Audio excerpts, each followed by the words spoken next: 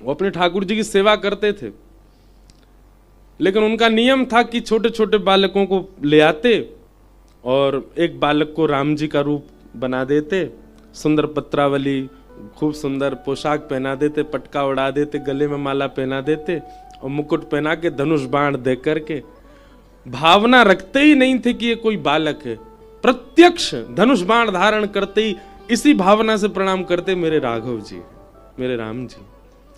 और फिर नन्ही सी एक बालिका को चुनरी उड़ाते, उसको बढ़िया सुंदर श्रृंगार करके और तैयार करके और नथनी नथ बेसर आदि पहना करके तुरंत यही भावना रखते कि ये श्री जी हैं, हमारी जानकी जी हैं, किशोरी जी हैं। स्वरूप सरकार प्रत्यक्ष उनके प्रति वही भाव रखते थे कि ये साक्षात ठाकुर जी। एक दिन बाबा ने बहुत सुंदर झूलो तैयार कियो, झूलो सजायो, झूला, और झूला पे दोनों स्वरूप सरकार बैठाए दिए और बैठाए करके उन्हें झुलाने लगे। अच्छा, एक हाथ से झुलाते जाएं, पद गाते जाएं, और कछु रसिक जन और उनको बैठा देते कि इनको देखते रहो, निहारते रहो, साक्षात सिया राम जी हैं, यही भावना रखी हो। और बीच बीच में दौड़ के जाते, रसोई में कुछ सामग्री बनाने लग जाते। अब स्वरूप सरकार थक जाएंगे तो कुछ पवाऊंगा उन्हें। लेकिन आज झूला झुलावे में उनको इतना सुख मिलो, इतना सुख मिलो, इतना सुख मिलो कि समय से अधिक समय है गयो। आधा घंटा 1 घंटा झूला झुलाना हो, आज झुलाते ही जा रहे हैं। इतना आनंद आ रहा हो कि झूलते रहो ठाकुर जी। झूलते झूलते जो बेचारे स्वरूप सरकार है का वो थक गए। अब जानकी जी जो ही कहीं किशोरी जी, वे तो बड़ी भोरी भारी बेचारी थक गई, फिर भी बैठी। लेकिन राम जी जो बने थे लाला, वो बड़े चंचल। उन्होंने कि बाबा रोक दो, अब थक गए हम। वो नहीं नहीं बैठे रहो, बढ़िया लग रहे हो दोनों, और मुंह को देखने में बहुत सुख मिल रहा, झूलते रहो। झुलाते गए। थोड़ी देर में वो राम जी जो थे बेचारे खींच गए। तुम रोक रहे हो कि नहीं रोक रहे? बोले मैं ना रोक रहा हूं, हम तो झुलाएंगे। और झुलाते झुलाते झुलाते सोई राम जी जो थे वो झूला पे से कूद गए चलते हुए में से। बेचारे ने गिर गए तो फिर उनके नेत्र सजल है गए। राम जी को गोद में पकड़ लो, लेकिन वो बालक इतना खींच गए निकर के गोद में तो भागो। बोले दूर हटो मोते, और जे पकड़ो अपना मुकुट, ये लो अपने धनुष बाण, सबरी सामग्री उतार उतार के फेंक लो, मोह ना बननो।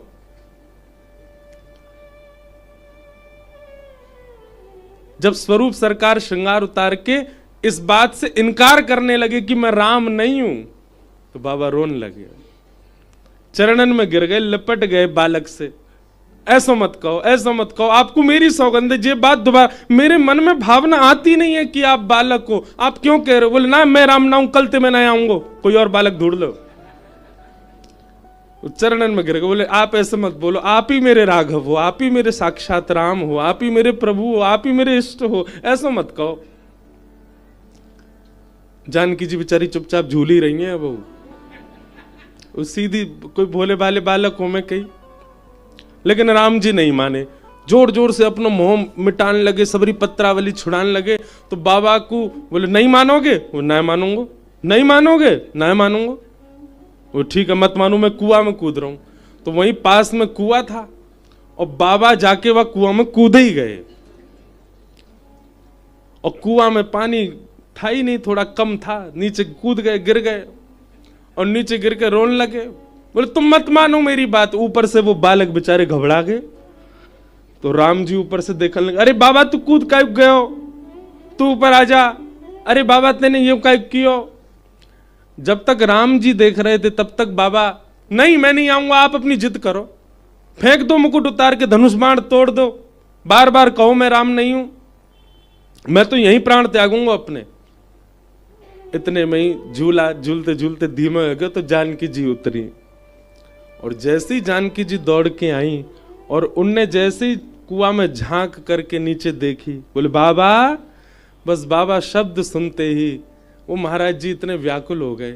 बोले अरे जानकी जी आप मत देखो नीचे, ये बहुत गहरा है, या की गहराई बहुत है, आप डर जाओगी, हमारी श्री जी डर जाएंगी, आप मत झांको नीचे, बाबा ऊपर आ जाओ। हाँ मैं आ रहा हूं, तुरंत आ रहा हूं, अभी आ रहा हूं ऊपर, आप नीचे मत झांको। तुरंत बाबा कोई रस्सी वस्सी पकड़ करके ऊपर पहुंच गए और ऊपर जाकर के श्री जानकी जी को हृदय से लगा के खूब रोए। आज मेरे इस कृत्य की वजह से जी राम जी तो इन पर कछु कछु यो लगे कन्हैया को असर आ गो है, ज्यादा खींचन लग गए। पर मेरी जानकी जी आप डर तो नहीं गई? आप मत झांके करो नीचे ऐसे, कहीं आपको भय लग गया हो तो, डर लग गया हो तो फिर कैसे करूंगा? दूर बैठे सब अयोध्या के संत जन उनको दंडवत करते, प्रणाम करते, कहते बोले इनकी भावना देखो, ये साक्षात स्वरूप के प्रति ऐसा व्यवहार करते हैं जैसे मानो साक्षात सिया राम जी हैं। सब उनको वंदन करते, सब नमन करते।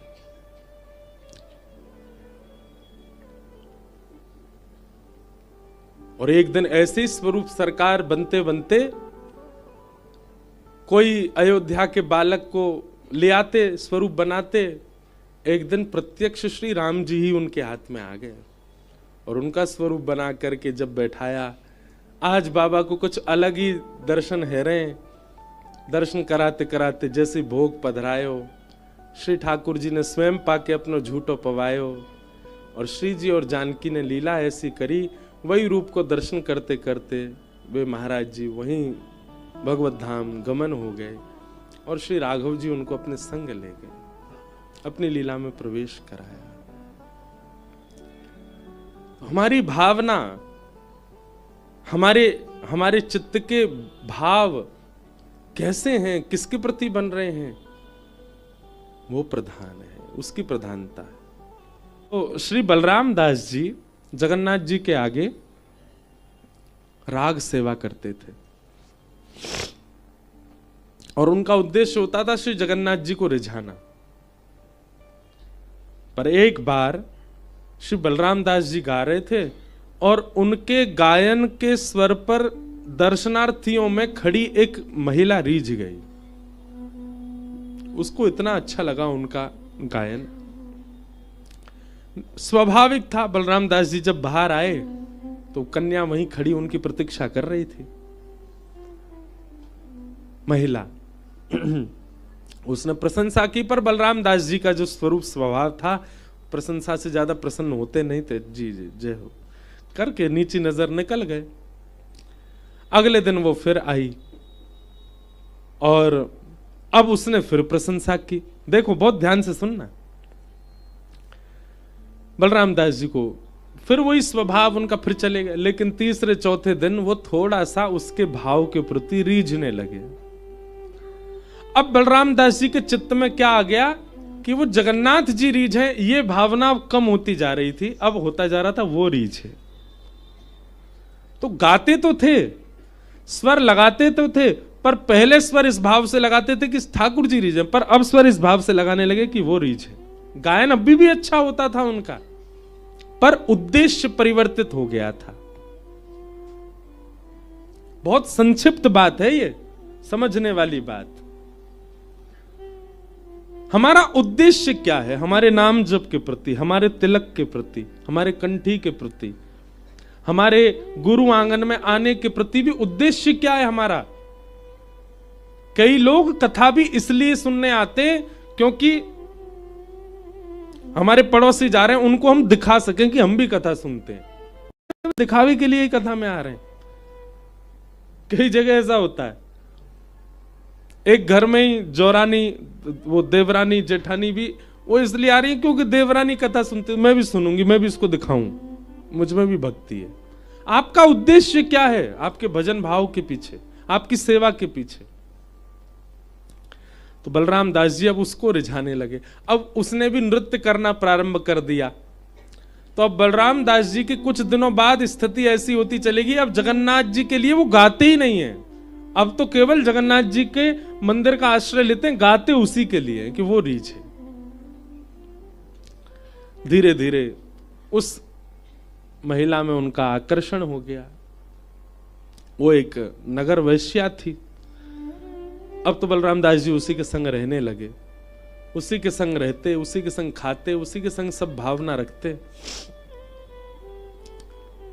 धीरे धीरे ये बात पूरे जगन्नाथपुरी में फैलने लग गई कि बलराम दास तो अपने चरित्र से अब हीन हो गया। मंदिर परिसर में पंडित पुजारी और सब चर्चा करने लगे, इनको सेवा से दूर करो जगन्नाथ जी की, अब इनका अब आचरण अच्छा नहीं है।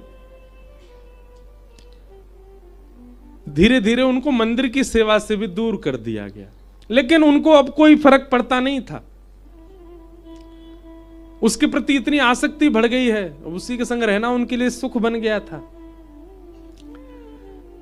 समय आया रथ यात्रा का, और रथ यात्रा के समय श्री बलराम दास जी को सौभाग्य था कि रथ यात्रा प्रारंभ ही बलराम दास जी के पद गायन के बाद होती थी। जगन्नाथ जी का रथ तब तक नहीं बढ़ता जब तक बलराम दास जी पद ना गाते। रात भर भोग विलास चिंतन में रहते थे। आज प्रातःकाल का समय हुआ, पूरे जगन्नाथपुरी में जय घोष हो रहा था, सारी भीड़ पूरी इकट्ठा हो चुका है रथ यात्रा के लिए। और श्री बलराम दास जी अपने कक्ष में पौढ़े हैं, पौढ़े नेत्र खोले, और नेत्र खोल करके उन्होंने अपने पूरे जीवन पर दर्शन किया। मेरा जीवन कैसा था, मुझे जगन्नाथ जी ने स्वीकार किया, मैं उनके सामने राग सेवा करने लगा, उनकी प्रसन्नता मेरी प्रधानता होती थी। कितने लोग प्रशंसा करके जाते थे, पर मुझे किसी की प्रशंसा से कोई प्रभाव नहीं होता था। एक दिन एक महिला ने आकर के मेरी प्रशंसा कर दी, मेरा थोड़ा आकर्षण बढ़ा। दूसरे दिन और प्रशंसा की, थोड़ा और आकर्षण बढ़ा। चौथे पांचवें दिन से मेरा आकर्षण केंद्र अब मैं जगन्नाथ जी को नहीं सुना रहा था, फिर मैं उस महिला को रिझाने लगा। अपने आप पूरी रील उनके मस्तिष्क में घूमने लगी। बोले आज स्थिति क्या है, अब जगन्नाथ जी से कोसों दूर रहता हूं, केवल उसी के पास रहता हूं। आज रथ यात्रा है, मेरे गायन के बगैर जगन्नाथ जी का रथ नहीं चलता। मुझे इतना बड़ा सौभाग्य ठाकुर जी ने दिया और मैंने उस सौभाग्य का खुद त्याग कर दिया। मन में भाव आया बलराम दास जी के, अब सब भोग विलास छोड़ करके पुनः अपने सौभाग्य की ओर जाऊं। उस वैश्या के आगे हाथ जोड़ दिया, आज के बाद हम आपसे नहीं मिलेंगे, आप हमसे मत मिलना, हमसे जो अपराध हुआ सबके लिए क्षमा।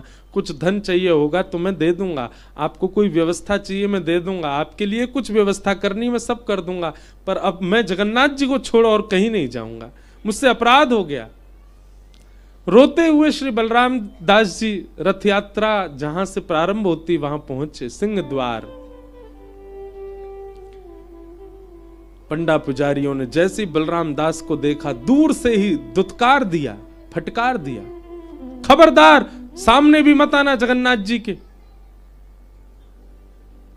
अरे व्यभिचारी व्यक्ति, परिस्त्री गमन करने वाले व्यक्ति, तुझको हम जगन्नाथ जी के सामने बैठाएंगे? किसी ने जगन्नाथ जी के सामने खड़ा भी नहीं होने दिया बलराम दास को। बलराम दास जी स्वीकार करते हैं उस दंड को, बोले मैं अधिकारी हूं इस दंड का, क्योंकि मैंने अपराध किया है, मैंने सेवा सौभाग्य को ठुकराया है एक सांसारिक सुख के लिए। बलराम दास जी रोते विलखते श्री समुद्र किनारे चले गए और कहा कि मेरी साल भर की हर वर्ष की सेवा आज मैं नहीं कर पा रहा नाथ, पर आप तो कण कण में विद्यमान हो। तो वहीं बालू से ही एक रेत का एक रथ बनाया और उसमें बालूका के ही श्री जगन्नाथ जी बना के विराजमान कर दिए, और अपनी राग रागनियां वहीं बैठ कर के गाने लगे। वहां मुझे नहीं आने दिया गया, ठाकुर जी आप यहां आकर के मेरा राग जैसे ही गाने लगे। वहां रथ यात्रा में सुभद्रा जी का रथ चल पड़ा, बलराम जी का रथ चल पड़ा, पर ठाकुर जी का रथ नहीं चले। सबने खींचा, नहीं चला। सबने हाथ जोड़ के प्रार्थना की, भगवान क्या बात है, आपका रथ क्यों नहीं बढ़ रहा है? श्री ठाकुर जी कहते हैं हमारा रथ तो बढ़ रहा है, आपको दिख नहीं रहा है। पंडा पुजारी बोले कहां बढ़ रहा है प्रभु, जहां का तहां ही तो खड़ा है। बोले आज हमारी रथ यात्रा सिंह द्वार पे थोड़ी हो रही है, आज हमारी रथ यात्रा समुद्र के तट पर हो रही है। हमारी रथ यात्रा बलराम दास कर रहा है। हम आज नंदी घोष रथ में थोड़ी बैठे हैं, हम तो आज बालूका के रथ में बैठे हैं और बलराम दास हमारी रथ यात्रा कर रहा है। यदि चाहते हो कि ये रथ आगे बढ़े तो बलराम दास ने बालूका का जो मेरा स्वरूप बनाया है उनको लेकर के आके इस रथ में विराजमान करो। सब लोग गए तो देखा पूरे जगन्नाथपुरी में कहीं भीड़ नहीं होती। रथ यात्रा वाले दिन सारी भीड़ रथ के सामने ही होती है। समुद्र खाली, बिल्कुल किनारे पर कोई भीड़ नहीं। दूर देखा बलराम दास उछल उछल के नाच रहा है। छोटा सा बालूका का रथ बना, उसी में छोटे से जगन्नाथ जी बालू के ही बैठा रखे हैं। सब लोगों ने जाके बलराम दास से कहा, हमने भले ही तेरे अवगुण को हीन मान करके तुझे ठाकुर जी से दूर कर दिया, पर तेरे अवगुण को भी स्वीकार करके जगन्नाथ जी ने तुझे दूर नहीं किया। चल बलराम, ठाकुर जी को पद सुना। बलराम दास जी को लेकर के गए और ठाकुर जी के सामने बैठकर के जब उन्होंने पद गाया, अपनी सेवा की, तुरंत रथ चल पड़ा श्री जगन्नाथ जी का। ये कथा मैंने क्यों सुनाई? कई बार हमारे चित्त में काम दोष आ जाता है, उसके बाद भी ठाकुर जी हमें प्राप्त हो जाएंगे। अच्छा, इसका मतलब ये नहीं है कि आप सब लोग खुलेआम जो भी दोष उत्पन्न हो रहे हैं उनको होने दो। इस कथा से गलत, मेरे को बहुत कवर करके चलना पड़ता है कथाओं को, क्योंकि लोग कुछ भी अर्थ निकाल लेते हैं कई बार। कोई बात नहीं, ये दोष उत्पन्न हो रहा, होने दो। महाराज जी बता तो रहे थे, ठाकुर जी तो फिर भी स्वीकार कर लेते हैं। अगर ये कथा सुनने के बाद दोष उत्पन्न हुआ और फिर भी आपने दोष को नजरअंदाज किया तो ठाकुर जी स्वीकार नहीं करेंगे। हम व्यासपीठ पर बैठ के कह रहे हैं। लेकिन एक बात है कि अगर किसी के चित्त में काम भाव है तो भी वह कभी ना कभी गुरु कृपा से अपने उस बुरे भाव का त्याग करके ठाकुर जी का अधिकारी बन जाएगा।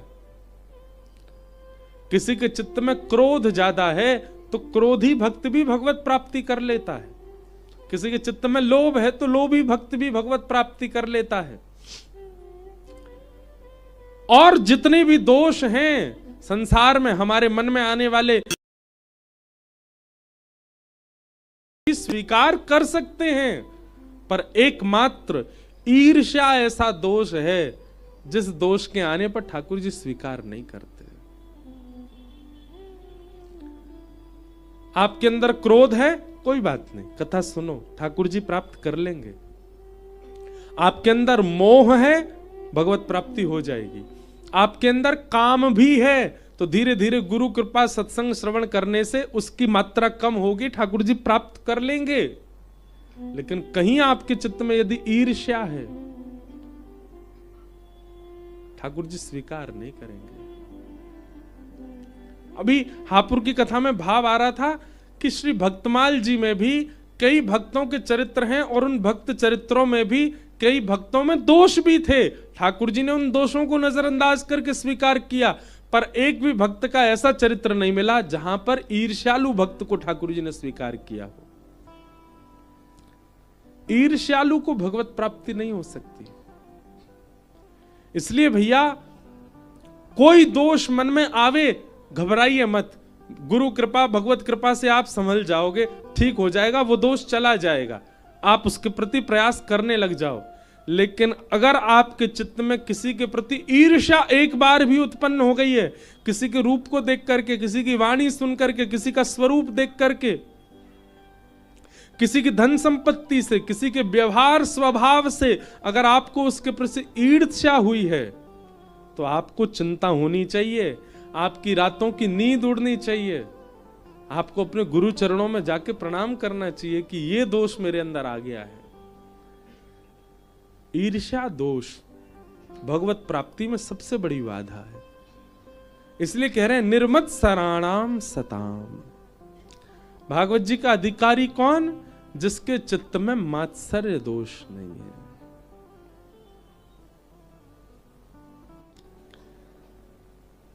सूरदास जी के पास नेत्र नहीं है, फिर भी रोज जाते हैं दर्शन करने। हम पे साइकिल नहीं हो तो नहीं जाते, रिक्शा नहीं मिल रहे हो तो नहीं जाते, ऑटो की व्यवस्था नहीं हो तो नहीं जाते, यहाँ सूरदास जी के पास नेत्र नहीं है तो भी दर्शन करने जाते हैं। कुम्भन दास जी के चरित्र में आता है कि ठाकुर जी तो उनकी कुटिया में ही रहते थे। कुम्भन दास जी के पास में आरसी भी नहीं थी। आरसी समझते हैं? शीशा। ठाकुर जी गोद में बैठते और गोद में बैठ के कहते, हाँ कुंभना तिलक स्वरूप कर ले। लाला मुंह पे आरसी तो है ना है। बोले मैं बता रहा हूं तू कर तो जा। तो कुम्भन दास जी ऐसे श्री रखते, बोले हाँ अब सीधी खींच, हाँ हाँ नहीं दाएं को रख। ठाकुर जी बता रहे हैं उनको और पूरा तिलक स्वरूप करवा के, हम भाई कुंभना अब बढ़िया लग रहा है। तिलक कौन लगवाता है? कुम्भन दास जी के ठाकुर जी लगवाते हैं। आरसी नहीं है कुम्भन दास जी घर में। ऐसे कुम्भन दास जी जिनके घर में ठाकुर जी रहते हैं, पूरे दिन उनके साथ खेलते हैं, वो कुम्भन दास जी भी जब मंदिर में घंटे घड़ियाल बजते हैं ना, घर में ठाकुर जी को छोड़ के वो कहते बैठो लाल जी मैं आ रहा हूं। बोले कहां जा रहे हो? दर्शन कर भी जा रहा हूं मंदिर में। ठाकुर जी कहते मैं तेरे घर में रहूं तो फिर मंदिर काहे को जावे? कुम्भन दास जी कहते आप मेरे घर में आनो अब शुरू है गए हो। जब आप घर में नहीं आते थे तब भी मंदिर में ही मुझको मिलते थे। कल को अगर मुझसे नाराज है गए और आप घर नहीं आए तब भी मंदिर में तो मिलोगे ना।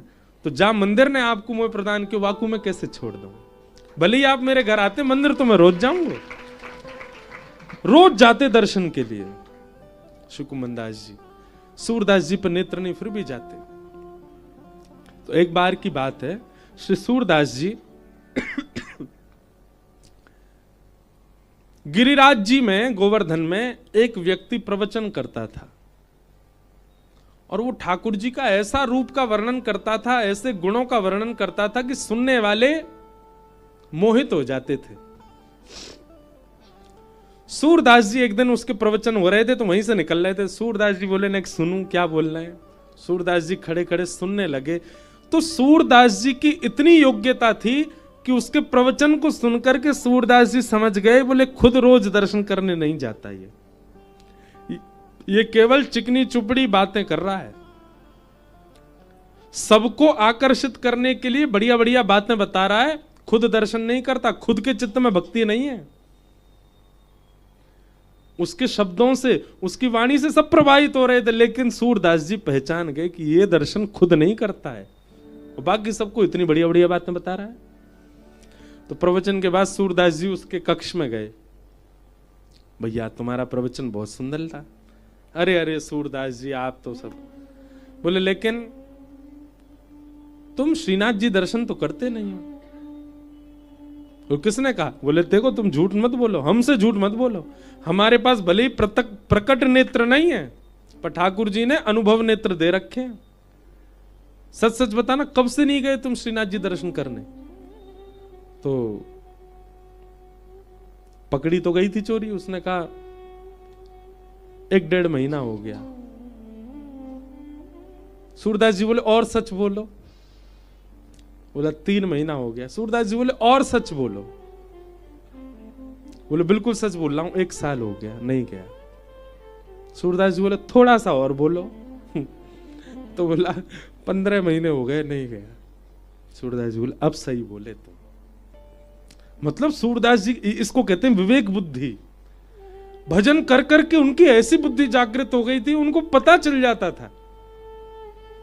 तो सूरदास जी बोले अब कब जाओगे दर्शन करने? तो बोला अभी जाऊंगा। सूरदास जी बोले और सच बोलो। तो बोला शाम को जाऊंगा। बोले और सच बोलो। कल जाऊंगा। बोले और सच बोलो। कल शाम को जाऊंगा। सूरदास जी बोले मैं बोलूं? बोले बोलो। कभी नहीं जाओगे, ये है सच, लेकिन मैं तुम्हें लेके जाऊंगा। जिन श्री जी बाबा के नाम से खाते हो, जिन श्रीनाथ जी का रूप गुण बता करके पूरी दुनिया को उनका दर्शन करा रहे हो और अपना शिष्य बना रहे हो, खुद तो जाया करो दर्शन करने।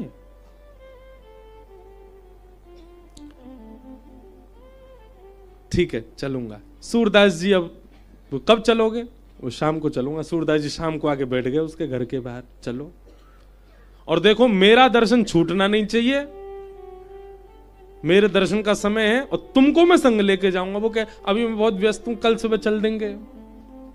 सूरदास जी बोले हाथ पकड़ और चल मेरे साथ।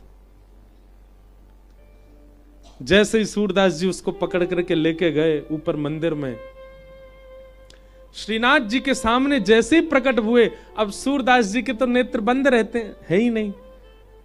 मंदिर में प्रवेश करते सूरदास जी कहने लगे, सूरदास जी कहना चाहते हैं क्या कि ये अधम प्राणी है, आपके दर्शन नहीं करता, आपके सामने नहीं आता, आपको देखता नहीं है, केवल आपकी सुनी सुनाई चर्चाओं को सबको सुना देता है और सबको अपना शिष्य बना रहा है। नाथ इस पर अनुग्रह करो। ऐसा सूरदास जी कहना चाहते थे, कहे नहीं।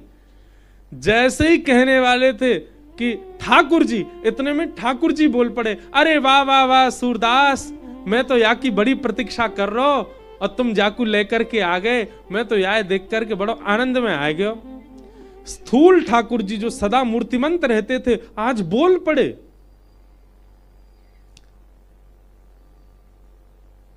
ठाकुर जी ने उसको दर्शन दिया, दर्शन दे करके उस पर अनुग्रह किया, उसको भेज दिया। अच्छा, उसको स्वर सुनाई नहीं दिया ठाकुर जी का, उसके लिए तो ठाकुर जी स्थूल रूप में ही खड़े हैं, पर सूरदास जी को सुनाई दे रहा है।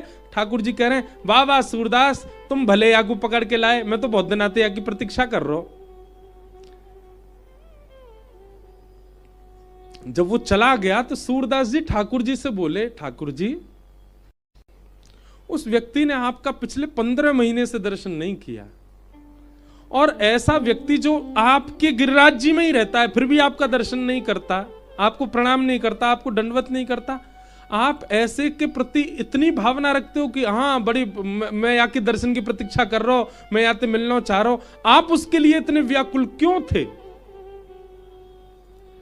तो ठाकुर जी का उत्तर बहुत सुंदर, बोले मैं यहाँ से मिलवे को ने को व्याकुल ना हो, व्याकुल होता तो ये 15 महीना लगा तो आवे में, अरे मैं जाते मिलवे को व्याकुल रहूं ना, वो तो रोज आवे मुझे मिलवे, पर या से मिलवे को व्याकुल में आज सवेरे ही भयो, क्यों? क्योंकि मेरो सूरदास व्याकुल है रो याकू मेरे पास लावे को।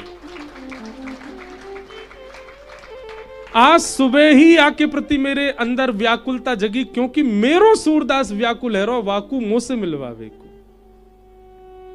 कहने का अभिप्राय, यदि कोई भगवत प्राप्त हो चुका है, कोई भागवत प्राप्त हो चुका है और उसकी इच्छा प्रकट हो जाए कि इसको भी मुझे भगवत प्राप्ति करानी है, तो उसकी इच्छा मात्र से भगवत प्राप्ति हो जाएगी।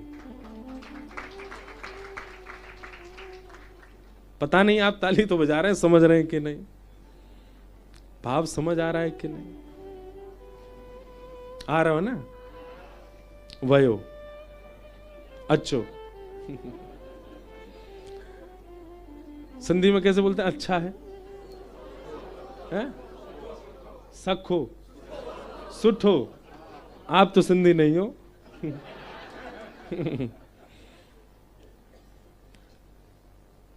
अरे हम ब्रज में बैठे हैं, अच्छो है, हाँ अच्छा है। तो आपका कथा सुनना केवल आपका कल्याण नहीं कर रहा है, अगर आप भगवत प्राप्त हो गए तो आप ना जाने किस किस का कल्याण कर दोगे।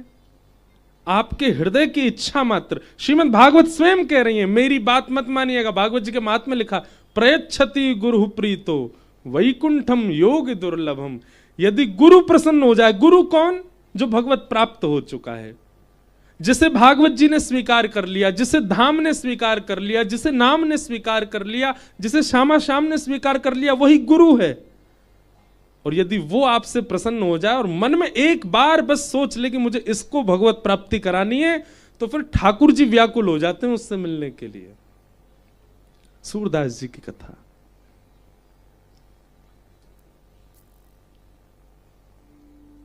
वैद्यं वास्तवमस्तमत् वैद्यं वास्तवमत्र वस्तु शिवदं तापत्रयोन्मूलनम्।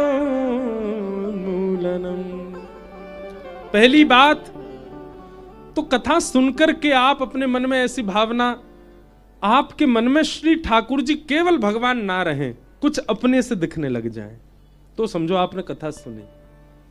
देखा करो, राधा रमन जी को देखो, बिहारी जी को देखो, श्री कुंज बिहारी जी को देखो, देख करके अपने आप से पूछो ये आपको कौन दिख रहे हैं, ये आपको कौन लगते हैं? मन में भावना आती है ये भगवान है, ये परमात्मा है, ये परमेश्वर है, ये बांके बिहारी हैं, ये राधा रमण है, ये राधा वल्लभ है। समझो अभी कथा नहीं सुनी आपने, लेकिन कावदना ठाकुर जी को देख करके और नेत्र सजल हो जाएं और उनके प्रति कोई अपनत्व की भावना उत्पन्न होने लग जाए, समझो अब कथा ने स्वीकार किया, अब ठाकुर जी ने भी स्वीकार कर लिया। आप संबंध मत बनाओ। आप ठाकुर, कई लोग कहते हैं हम ठाकुर जी को अपना भैया मानते हैं, हम ठाकुर जी को अपने सगा मानते हैं, हम ठाकुर जी मानते हैं कि नहीं? एक हाथ पे ताली थोड़ी बजाए, खूब करते रहो हवा में। ताली तो तब बजेगी जब दूसरा हाथ भी खड़ो हो, और ये दूसरा हाथ श्री ठाकुर जी को है। ठाकुर जी मानेंगे तो आपको उसी रूप में वो दिखेंगे, आपके मन में अनुभव होगा कि वही है।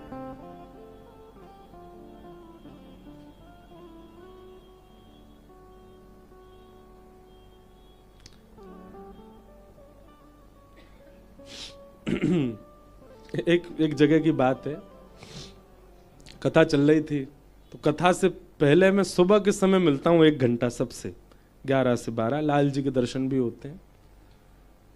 तो सब लोग आए थे, भीड़ बैठी खूब, तो एक बालक उसमें से बोला जीजा जी प्रणाम, मुझको बोला। मैंने कि कौन सा सारो आयो भैया हमारो? तो बोला मैं हूँ, बताया उसने कहीं से, मैं इधर आओ। मैं हम कब जीजा बने भैया तुम्हारे, हम तो अभी कुआरे बैठे हैं। तो बोला नहीं महाराज जी बात समझो। मैंने क्या? हम श्री जी को बहन मानते हैं और श्री बिहारी जी को हम जीजा जी मानते हैं, और जीजा के गांव ते जो भाई आवे वो सबरे जीजा ही हो मैं, तो यहाँ नाते से आप हमारे जीजा हो। तो उसकी भावना बड़ी बढ़िया लगी। तो मैंने उससे पूछा, मैंने कि तुम मानते हो कि तुम्हें? बोले नहीं नहीं महाराज जी, मैं जब जब जाता हूं बिहारी जी के पास, मैं इसी भावना से भोग लगाता हूं कि हमारे जीजा जी हैं, इनको पेड़ा बहुत प्रिय, पेड़ा पवाओ। हमारे जीजा जी आए तो जैसे जीजा जी घर आते हैं तो उनको भेंट न्योछावर कुछ देते हैं, माँ रखती है ना हाथ में घर के, उसी भावना से मैं गोलक में दान करता हूं। जैसे जीजा घर आवे तो पुष्प बरसाए जाते, उसी भाव से मैं माला पहनाता हूं। और जैसे जीजा जी घर आए तो उनको प्रणाम किया जाता, उसी भावना से मैं प्रणाम करता हूं। मेरी सारी भावना में जीजा जी ही हैं। और यही बात है कि ब्रज से जो दिखता है मुझे, एक बार अगर पता चल जाए कि ब्रज से, तो मैं उसको जीजा ही बोलता हूं। मैंने कहा भाई तेरा संबंध ठाकुर जी ने स्वीकार कर रखो है, तभी तेरे मन में भावना है। वैद्यम वास्तव मत्र वस्तु शिवदम। ठाकुर जी से आपको यदि किसी संबंध का अनुभव नहीं हो रहा है तो यह भी इस बात का प्रमाण है कि आपके सत्संग में कहीं चूक है। ठाकुर जी अपने से लगन लगे, जरूरी नहीं जीजा ही दिखें। भाई देख, तो हे मोहे नाते अनेक, मानिए जो भावे, ज्यों त्यों तुलसी कृपाल चरण शरण पावे। गोस्वामी तुलसीदास जी महाराज कह रहे हैं तेरे मेरे अनेक नाते हैं, मानिए जो भावे। अरे मैं ऐसे भक्तों से भी मिला हूं, पूरे भारत में जितने मंदिर हैं सबसे अलग अलग संबंध है ठाकुर जी का। जगन्नाथ जी के प्रति भाई का भाव है, द्वारिकाधीश जी के प्रति पिता का भाव है, बद्रीनाथ जी के प्रति गुरु का भाव है, वृंदावन बिहारी लाल जी के प्रति सखा का भाव है। कुछ मत करो, दुनिया में संबंध बनावे तो का फायदा? हम सबरे पूरे दिन रिश्तेदारन के पास ही घूमते रहे साल भर, सबरे रिश्तेदार ठाकुर जी बना लो। द्वारिका जी कौन, द्वारिकाधीश कौन है? हमारे फूफा है, नया संबंध बनाओ। हमारे फूफा जी है। जगन्नाथ जी कौन है? जी हमारे ताऊ जी हैं। कोई पूछे कहां जा रहे हो, मत कहो जगन्नाथपुरी जा रहे हो, ताऊ जी के यहां जा रहे हैं। लेकिन ये मेरे कहने से नहीं हो, आपके खुद की भावना में ये प्रकट हो। ये कथा का एक स्वभाव है। वैद्यम वास्तव मत्र वस्तु शिवदम। और वो संबंध भी कैसा बनेगा? कल्याणकारी। ठाकुर जी स्वीकार करेंगे उस संबंध को, ठाकुर जी मानेंगे उस संबंध को।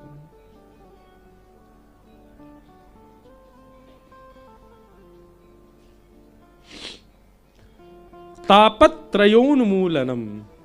3 प्रकार के तापों का जो उन्मूलन कर देते हैं, आदि दैविक, आध्यात्मिक, आदि भौतिक। ऐसे भागवत के विषय, अधिकारी, संबंध और प्रयोजन वैद्यम वास्तवमत्र वस्तु शिवदम तापत्रयोन्मूलनम श्रीमद्भागवते महामुनि कृते किंबा परैरीश्वरः सद्यो हृदय वरुद्य तित्रकृत भी शुश्रूषुभिस्तत्क्षणात्। एक बात निश्चित है, प्रमाणित है, हम हस्ताक्षर करके भी कह सकते हैं। इस समय साईं के आंगन में जितने लोग बैठे हैं, जितने लोग खड़े हैं, कथा सुन रहे हैं, कथा बैठ के सुना रहे हैं, केवल डोल रहे हैं, लेकिन हैं कथा परिसर के अंदर ही, सबके चित्त में इस समय ठाकुर जी प्रत्यक्ष प्रकट हैं।